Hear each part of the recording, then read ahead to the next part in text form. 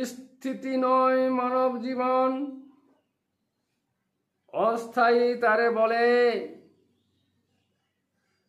স্থিতি যতই মজবুত হোক, অস্থায়ী ফিরে ফিরে আসে। স্থিতি লক্ষ্যভ্রষ্ট, স্বার্থ কালে ঘটে। নিঃস্বার্থ নয় মানুষ, অস্থায়ী তাই। তাই তো স্থিতি হতে পারে না, নিজের দিশায় ঘটে। অস্থায়ী এই জীবকুল,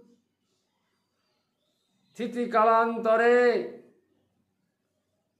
অকাল তার দিশা ভম, বুদ্ধিনাশ ঘটে। স্থিতি তাই অস্থায়ীতে রূপান্তর ঘটে। অবস্থানের নির্ণয় ভুল দিশাতে গেলে। নিশ্চিত অস্থায়ী জীবনটাই ঘটে।